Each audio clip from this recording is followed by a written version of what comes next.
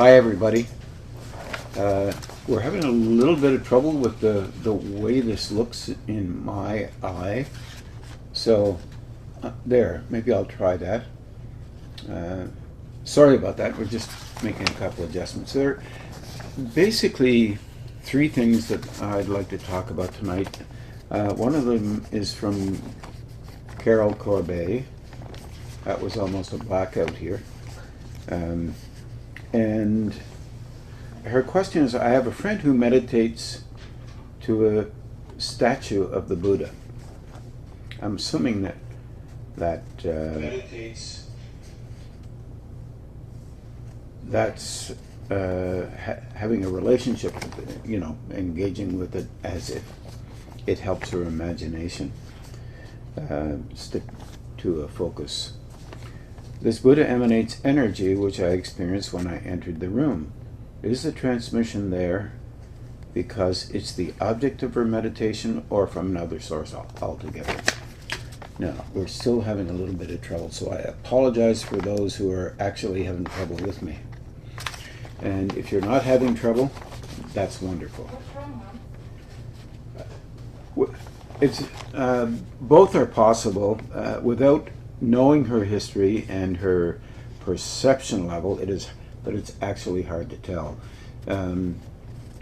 But I've written some notes here, so I'll just read them and then I can make a comment on them. However, many of us have had other lives at different levels, and because of the fact that we've had other lives at different levels, some of these old lives can come in and engage with an icon, like a statue of the Buddha or Krishna or whatever it may be, or Christ or whatever it may be. And energy can operate through you into the icon. Basically, it depends an awful lot on the sincerity of the individual and the purpose of the individual. And sometimes some of those old past lives have been quite strong, but this life, the perception level is fairly low. And the reason why it's low, and this is very important, I think, from my perspective, is that because it's low, it means that you have entered into a state that relates directly to the levels that are occurring currently on this level. So eventually that state lifts a bit and you become more perceptive. Therefore, lifting the state that you're in, at least enabling it to have an option of lifting, and therefore affecting other people at the same state that you are in right now, if you were the person who was looking at that Buddha. So let's say that again. For example, she could be coming in, having lived a life at another state, coming into here, does not have the same perception, but has a link with an older time which can affect the icon. Her sincerity literally engages with the icon.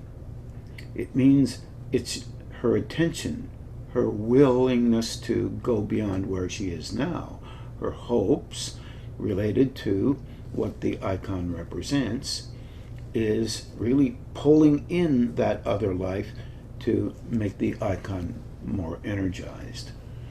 In doing this, eventually, she becomes as able as she was in a previous lifetime, meaning that her engagement with this state currently shifts into another state, thereby helping those who are in a similar state currently to what she is, by her expanding and increasing her state of engagement with higher frequency, or better still, a higher state. Frequency is pretty interesting because a lot of people relate that directly to certain numbers of frequencies, and they also think that certain colors or frequencies one is more superior to the other, or others are superior to others. I don't necessarily align with that concept, so that it's more, if you are in a continuum of capacity, your capacity is increased by your ability to handle more frequency in the personalized individuality that you have. Your personality is actually you have an enhancement in it, so that you can handle more frequency. Sounds a little convoluted, but it's really not. So in fact, if she is one of these people who have come in and engaged with these frequencies where normal people are, she is in a process of remembering, and that means related, it's state dependent, not memory dependent with the brain. It's state dependent with the form, physical, emotional, and mental. She remembers her ability to engage with higher states as they come in, and she becomes more consciously aware of them. Well, this is, I would say, a little uncommon, but not necessarily as uncommon as one would think. Many beings of consciousness who have been in other states prior to their entry come in here to help this plane. The Buddhists primarily focus on this as a distinct possibility. The Hindus not so much, because their focus often is helping others, but actually helping themselves as well to attain a high level of engagement with spiritual consciousness, so that they can not come back. Although there are some deeply motivated and deeply loving folk who do engage with very high frequencies and do come back to be of service to these planes, to help other people to become more able to link up with higher states so that they can grow spiritually. I guess in Christianity you look at this and say, well, there's only one person who can do this, but remember, there have been many monks, many mystical beings who have attained high states, and their attainment of high states has enabled them to engage with others who have not yet attained that level, but suddenly they become interested in things like meditating more, prayer, at least wondering about the metaphysics of life if they have a Western mind, looking at truths from a different perspective, trying to understand why they try to protect themselves so strongly in relationship to what they believe one way or another. It motivates an individual to begin to engage slightly different than they could before, and that is a very interesting level of achievement for an individual as they're growing in this particular domain. So that's I think. Oh yeah, I did when I was writing this. The concept was that she may also, another avenue of possibility is that she may have an internal teacher or guide, for example, guidance, who is helping her internally in the inner world, and they can actually transmit through the icon or through her into the icon, therefore having the energy come back to her to help her to grow. It's very, very interesting. There's a lot we don't know about this, but nonetheless, there's a breadth of engagement that passes some of the needs to believe a certain way because they seem characteristically a bit more linear and therefore more right than others. There's a lot more, the higher levels don't seem to go in a straight line, think in a straight line, as some of you already know in relationship to your own internal growth. Okay. Now, there's another one from Doug Legacy in on Vancouver Island. I'm sorry it darkens up a little bit. He asked, do you have any tips on better remembering dreams and their context? It sometimes seems that trying to remember is counterproductive, as it uses the physical mind and not the dream mind. On that note, does what is learned in dreams still have value if it's not remembered consciously? Dreams are really interesting. If you can allow the possibility that the unconscious presents those dreams to the conscious, kind of try and forget the idea about you and your importance about having a special dream.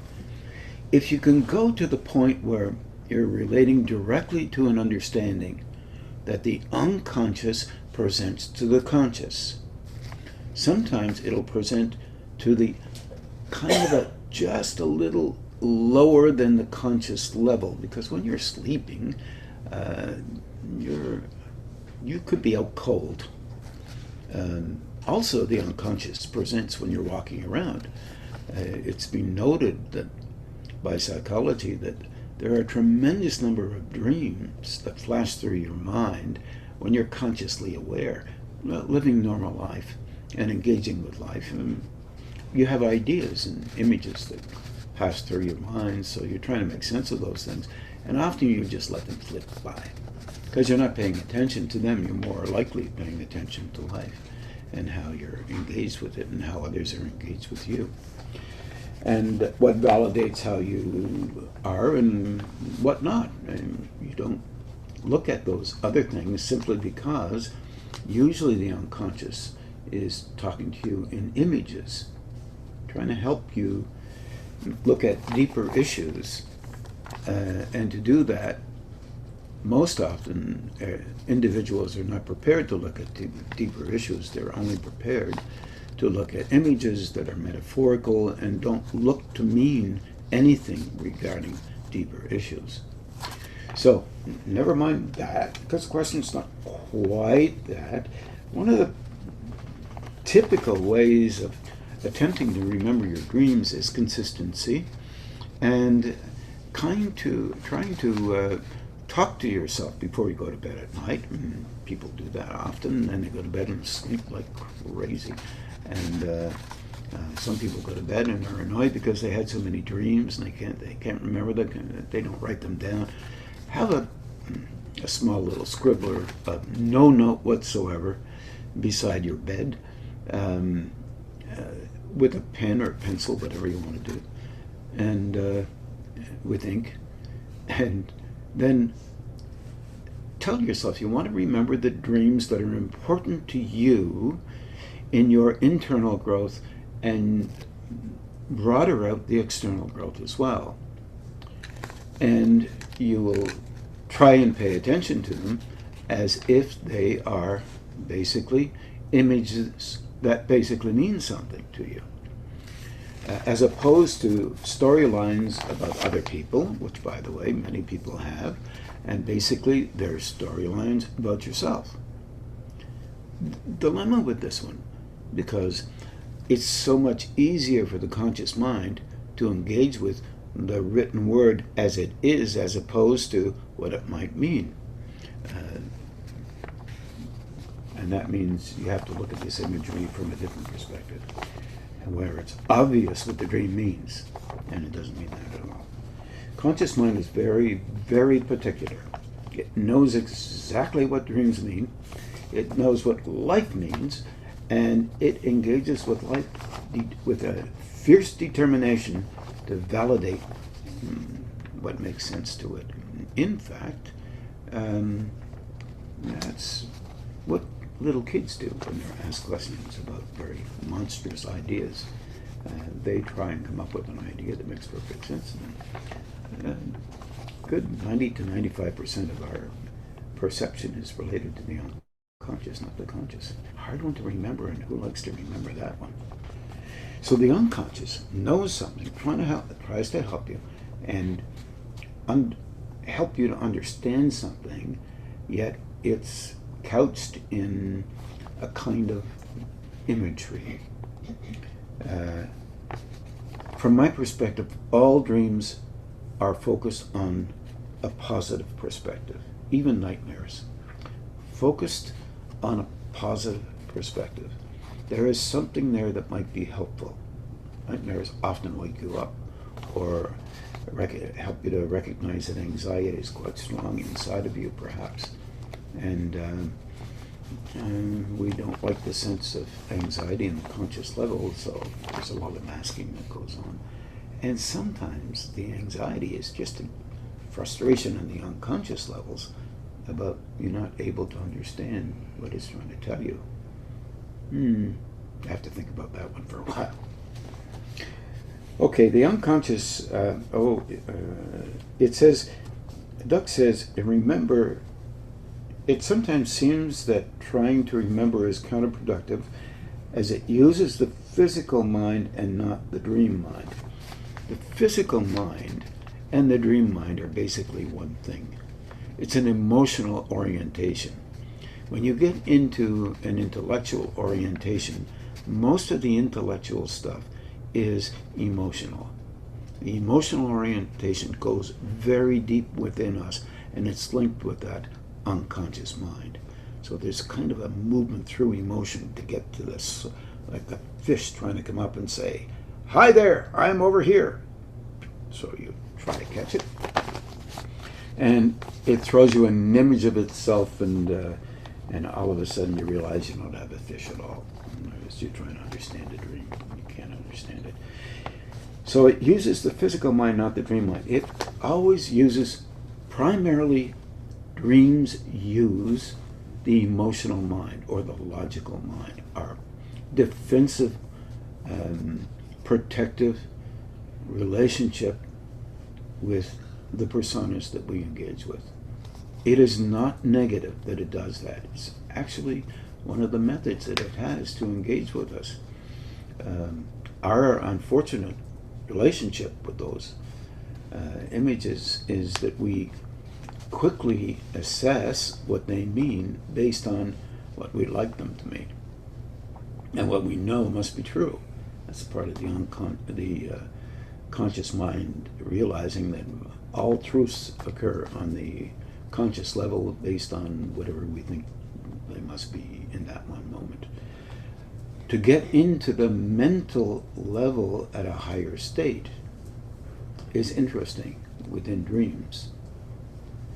If you can engage with a higher state, that higher state mentally will tell you things about what the dream means that has nothing to do with what you've figured out.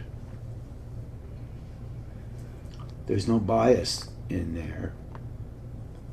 And when you notice bias, it's an emotional bias, so you know you drop back into the logical orientations. If you can allow yourself to understand this, it really helps you. If you can ask the question, okay, what is it that this, I don't understand this dream, it doesn't make any sense to me. Go over it and see what your reactions are. Watch and see what this image means to you. You'll get an insight within a second, and that insight always in a kind of defensive posturing that relates to you. And it's very complicated in a kind of a way. That unconscious seeks to find out or to express to you in the terms that you use in life. So at first you may not understand that dream. You'll align with something related to other people or you in the dream, and you'll try to figure that part out in a way that is either positive or negative depending on your upbringing. That's the scary part. Without looking at, if you could look at it as if it's trying to tell me something, what is it, what could it be trying to tell me that might be positive instead of that must be negative? That might help you to understand that the unconscious doesn't want to really beat you up. He's trying to present so you can understand something. This is very uncomfortable. emotionally, actually, because it tells you something internally that will help you to partly reconstruct your relationship with you on the conscious level. And it doesn't mean that you're bad and you can't. All of that stuff is just human-made stuff, and yeah, we feel it's legitimate at this stage in our development, that's for sure. So, on that note, does what is learned in dreams still have value if it's not remembered consciously? You're talking about not being able to perceive a dream, and dream snippets are as important as long dreams. So if you can grab onto a dream snippet, or grab onto an image that goes through your mind when you're awake, both of those dreams will have something to say to you. Trying that business of programming your mind to attempt to engage with the dream is very valuable. Try it, and don't try it for 10 days or 30 days. Try it for a long period of time. Some people think it's about 30 days to catch. Some people think it's about 60 days. But would you do me a favor and ask for only those things that will help you in your internal spiritual growth? Because you'll get all kinds of other stuff that relates to wishes, hopes, and desires of you, and they'll be logged into you getting your way. That's allowed. It's all part of that emotional structure that we have. Not a negative thing, just there. Now, what I noted for myself, just in case I ran out of stuff, the unconscious presents these images, and it will find another way to help or present ideas. Most often, life is the method, but it uses life, engages with life. But we misunderstand much of what we see in ourselves and in others. Both may be how the unconscious shows us. For example, if you have something inside yourself that you're having difficulty with, 2 or 3 times in short succession, you'll run into people that you can see are having difficulty with an issue you don't have an issue with. I would suggest you pay real close to that issue. Pay attention to that issue. Because in fact, you may have difficulty with that issue, but you're well defended.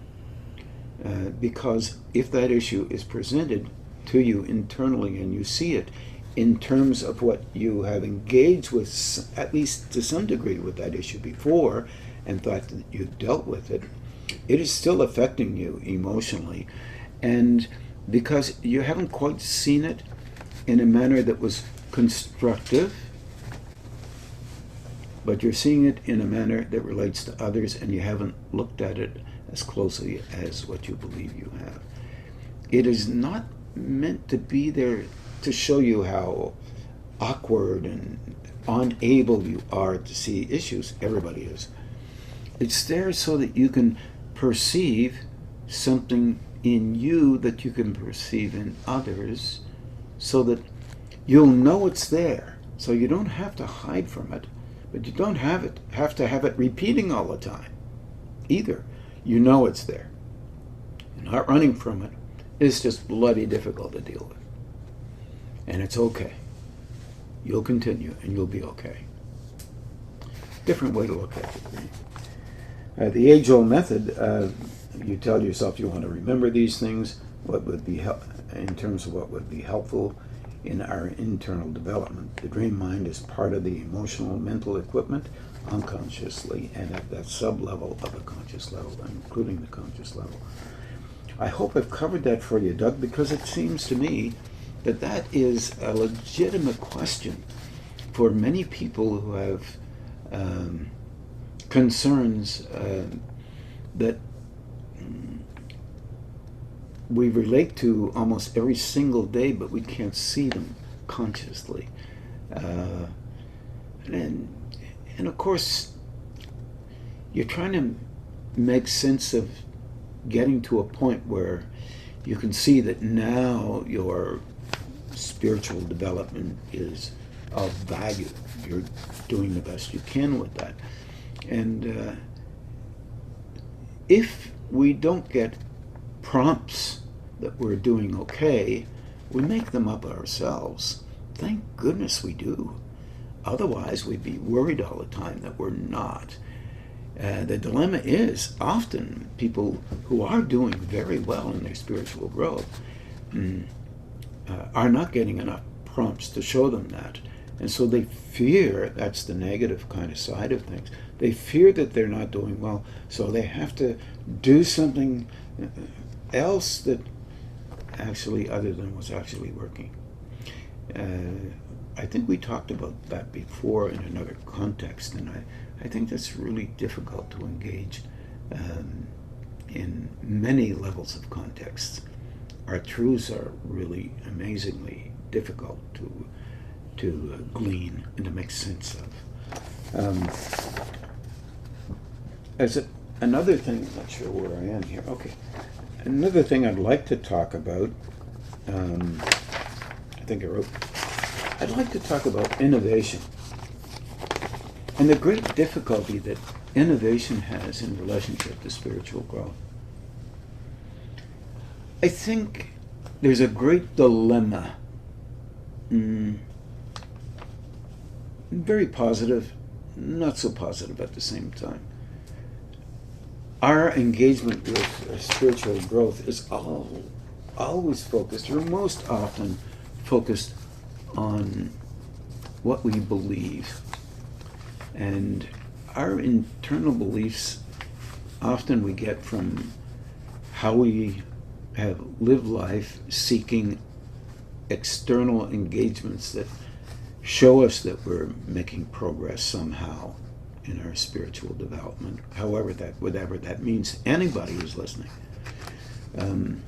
If you call that a movement towards a divine truth or a higher truth, surely any thought on this by any philosopher would bring us directly to the point, in not too slow terms, to find out that truth is mainly relative. But it's very interesting. It also, when you're dealing with a relative truth, you recognize that relative truths, truths that are true for a while, and then different truths appear on the backs of the older truths and on the backs of new innovations as well. And we try to make some sense of all of this stuff. Science has had a terrible time with this. Huge groups of scientists coming together in France, for example, in the original orientations of movement of sciences in the 17th, 18th, and 19th century. In the American Academy of Science, various levels of science, Canadian engagements, world engagements with science. They have learned a lot about their inability to understand new concepts, their inability to allow concepts that they believed weren't valuable to become more valuable. Archaeology is very similar to this when you're dealing with discoveries that come out of, like Qumran, for example. I probably didn't say that right. With the Dead Sea Scrolls, and a number of other scrolls that have been found, not very much documented, but found anyway, documented by a few. Innovation is very difficult to deal with because it implies some form of inability to know what a real truth is. It's kind of on that deeper level. You don't want to be aligned with anything that doesn't make sense relative to an old truth. Old truths are very valuable, extremely important. But new truths are parallel and engaging with old truths.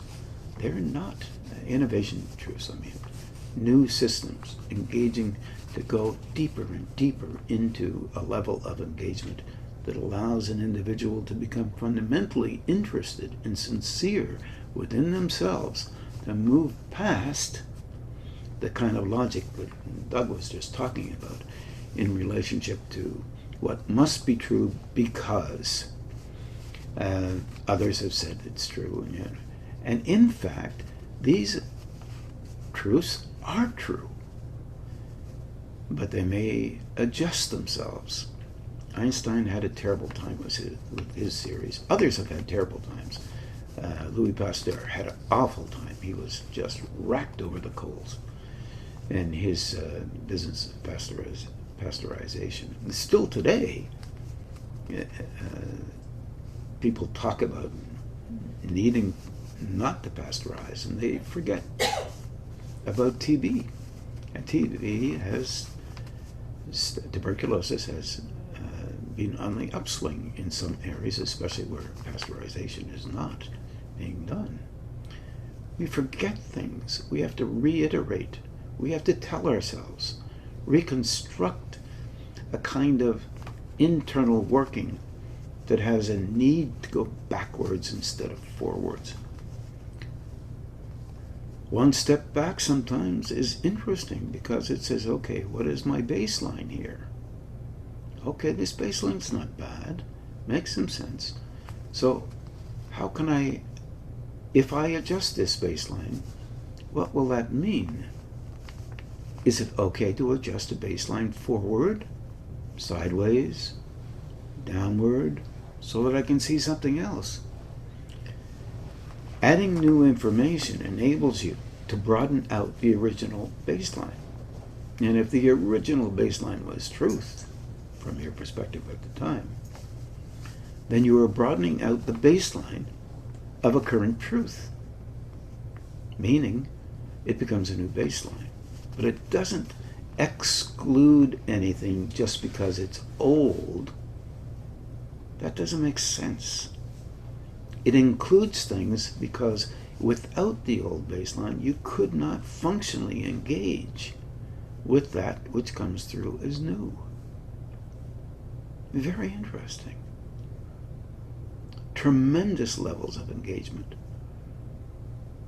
Very necessary. However, making sense of something in a logical manner is what we try to do, because our focal point, our capacity, our legitimate perception levels are based on logic. Where we fall short is perception. Also must align with logic. It makes sense to me. But if we only follow and perceive that which is there, and we're beginning to perceive more, and we only follow the older views of what it must be, we are destined to remain in the same place. I found Einstein's concept of considering a truth as incomplete a very valuable one for me, and still do, and will continue to do so. It makes you reconsider your relationship with what you believe has to be true for you this second. If you're open to reconsideration, then you're open to going beyond where you are now, whatever that looks like, how miserable it looks.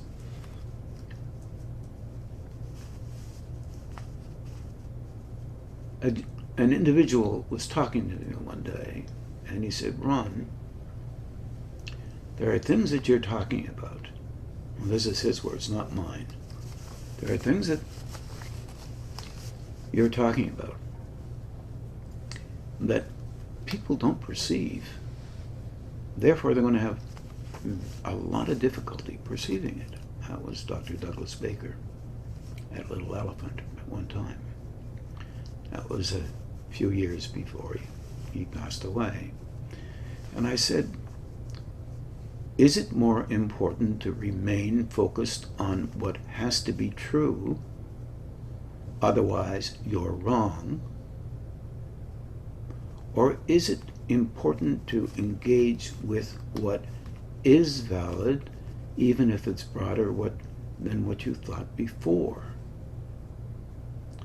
And recognize that the breadth of things allows ideas to form that is inclusive of old as well as the new. Why does it have to be one thing being right and the other wrong? And his words were something like this: the nature of humanity demands that they be right today. Tomorrow is another day. When they die off, others will be bringing another right, another truth forward that may be helpful then. And he knew what I was going to say. I said, I really think it's more about misunderstanding the protection of what has gone in the past and what is in the past. The misunderstanding is the need to protect everything that has been said by almost everyone else. You don't have to protect it. If it wasn't for those who had come before us, we would never be able to go into other understandings of what was there to be noted at the time, was noted, helped generally in the population, people who are really interested in moving forward, to understand something even broader than they could before, and to recognize that their truths would begin to shift and change. And that's the nature of broadening out the baseline of truths. Now we both laughed because basically we were kind of saying the same thing. But I have my way of saying it, and he had his. This neither makes either one of us wrong or right. It just means noting something like this is valuable to anyone who is willing to go beyond what they already know now. Based on what was before, and based on what is becoming more and more real as we engage with going inward beyond what was spoken of before. These are dilemmas that innovators have to face all the time.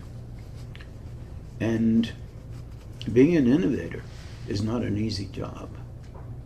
Your relationship with you is often changing, and you're still normal as normal can be. But the innovation is in relationship to perception.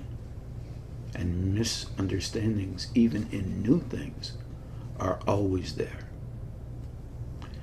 Therefore, if you can understand that that might be true for innovators, then you can understand that it might have been true for baseline folks who have been there before.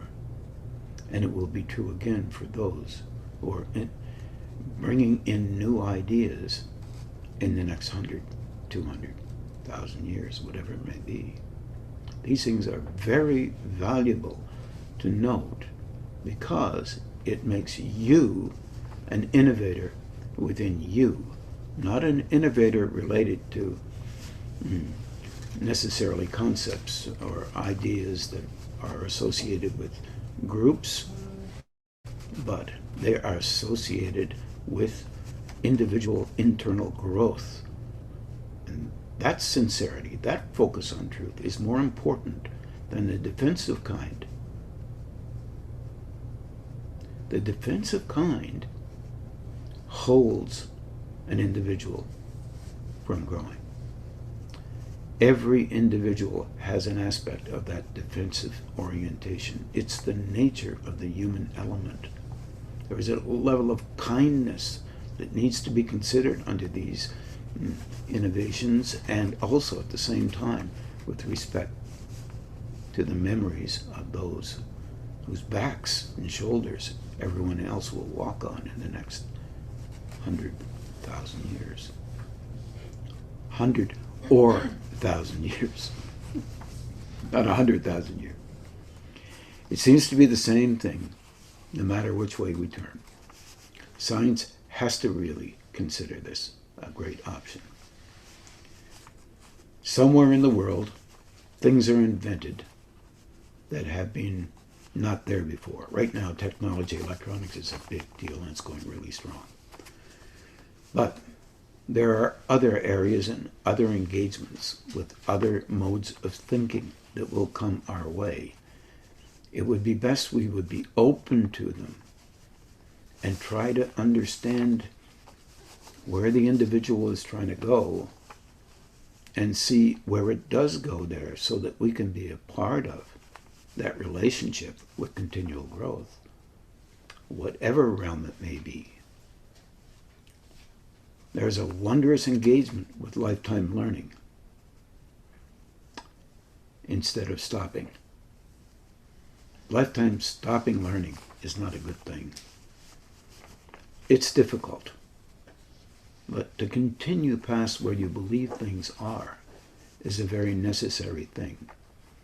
It's not only an individual thing, but also there's a gap between a perceptive individual of other states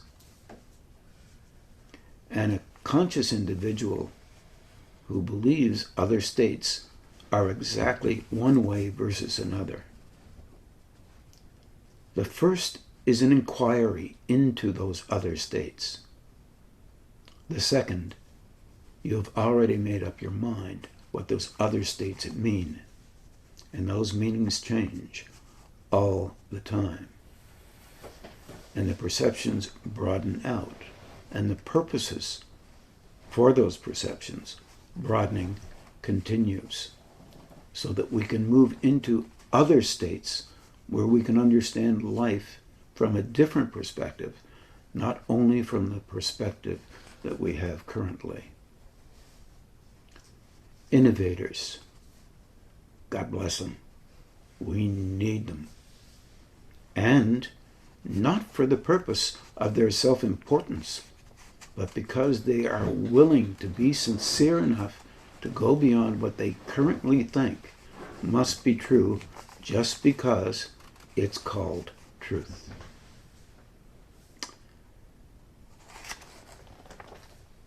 Now it's 15 minutes. In 15 minutes I could read just about the same thing that I've talked about, but I don't think I'm going to do that. There was one question related to Neville Brent in Over the Atlantic right the UK, and they're flying in the Atlantic right now. So would you remind me what that is? Diamond formation that you didn't. Okay. There was a concept. For those of you who are attempting to engage consciously with perception, for those of you who are already accomplished conscious perceivers beyond anything that is possibly out there, this won't work for you, so you can close it off right now. But there is a link up between the heart center, the shoulders, through the neck area, the back of the head, of course the front of the head as well, and the top of the head. It's a link up that creates a small diamond coming straight up between the shoulder blades over towards the shoulders, and then begins to link up over the head, and actually it's beyond the shoulders a little bit, but I'm not going to. And that kind of diamond orientation, if used in meditation, will help you to become more conscious of energy flowing through you. It does this because the whole system is linked up together, and there's a great need to have that heart center open so that you can get to the heart center, and the throat and the brow and the crown in this way, so you can get to the point where you can look at what's occurring by perceiving the energy flowing through you and recognize that this isn't you that's doing it. It's the energy showing you that something is happening. This is a really important part of an engagement with frequency. I do realize that an individual can cultivate an ability to use energy for his or her purposes, both for the benefit of the individual that you're trying to help, but also the individual, you as an individual. It promotes you as an individual who's really capable. It does that unconsciously, internally, and you have to learn how to deal with that. That is not an easy thing to deal with. We're very fortunate, whoever can do this kind of thing, are fortunate that the bulk of us on this planet can't perceive very much of anything. And you're very fortunate that we think we can perceive almost anything. That way, we're not going to jump across that gap and find you out. Even the true helpers of consciousness out there can be perceived even if they don't look like they are capable.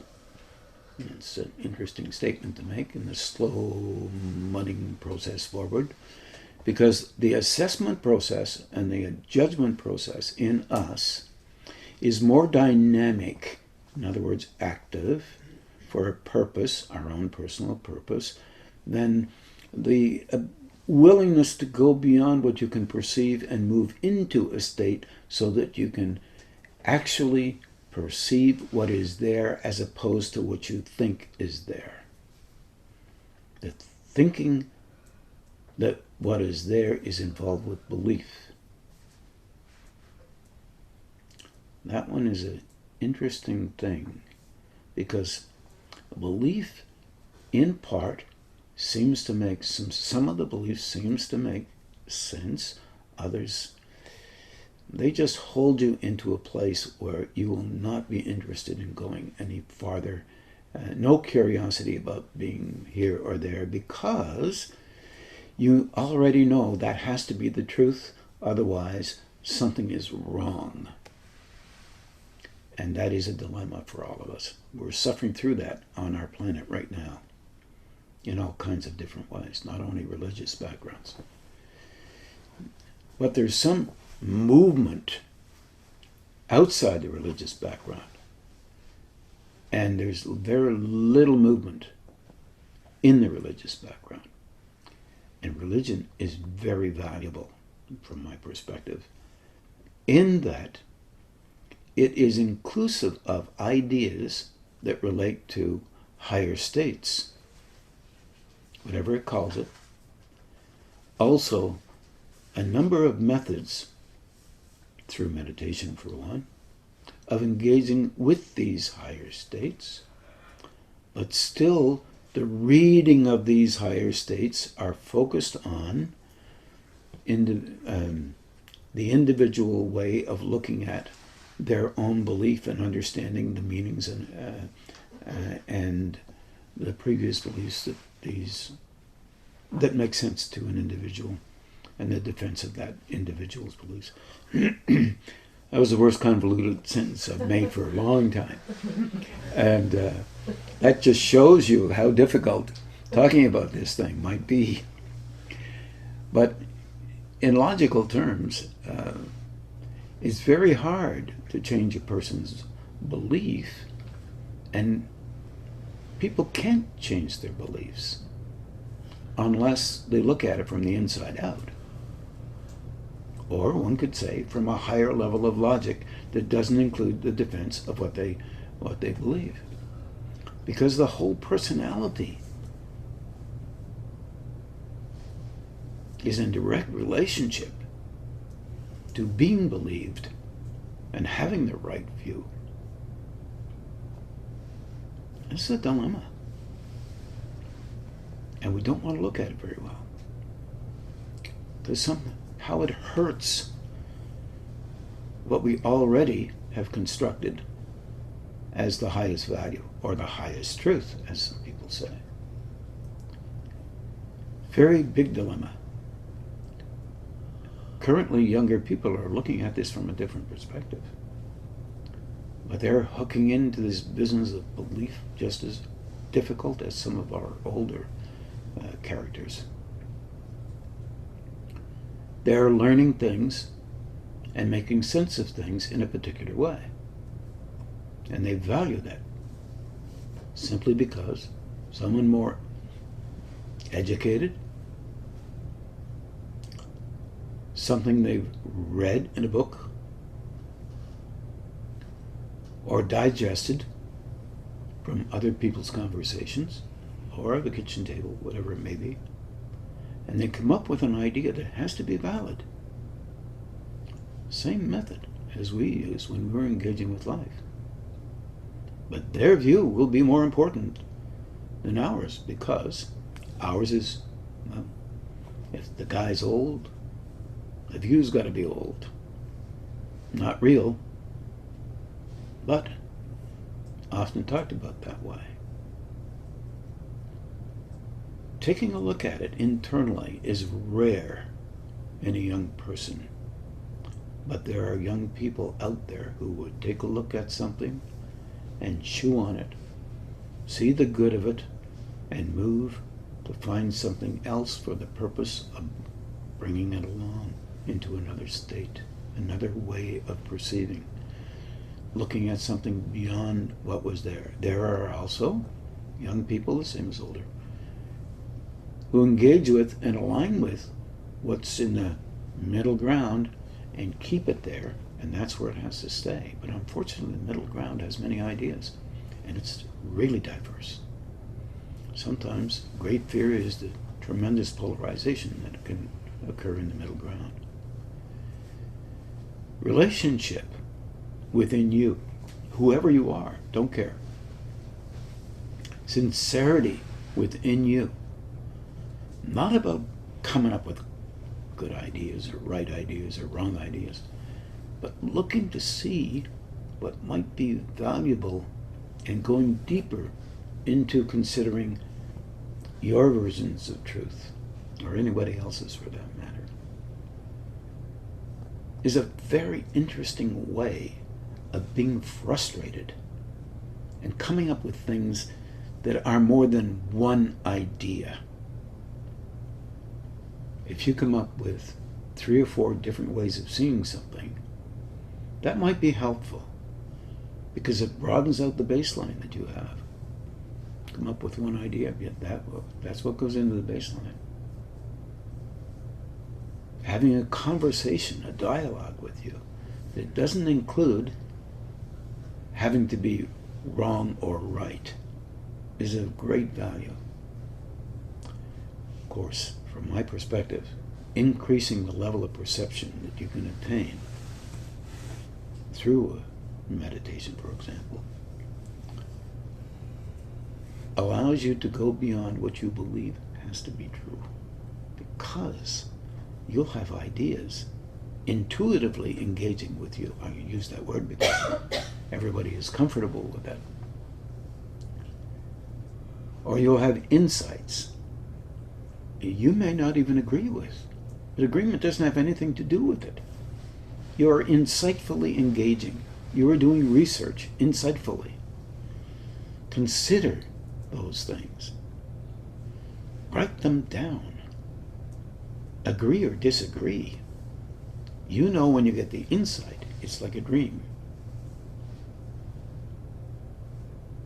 You will relate that insight to a thing. That's your logic making sense of it. You'll come up with an idea that validates your engagement with the insight. If you can remember that that's what you're doing, you may agree or disagree with the idea, or just place it there and see what else can make some sense to you. Coming up with a number of sense-making, meaning-placing ideas enables you to broaden out your willingness internally in your search and your engagement with perception, your search for deeper meaning, deeper understanding. And you will feel the glow of that flow of energy, either mentally, emotionally, or quite physically. When you do, if you do, put it to work. Say, look, I need help here. I cannot figure this out. I need ideas that might help me to engage with concepts beyond what I already believe are the only ones meant for me. This individuality that's involved with this can actually help others mentally and astrally, because you are broadening out your willingness to go beyond where you are now. That affects other people. You're not looking at negative or positive. You're only looking at a willingness to go beyond where you were before. Keep that in your deepest relationship with truth, whatever that may be for you. Thank you very much. I hope everyone enjoyed, and hope I hear you listening at some other time. Bye for now.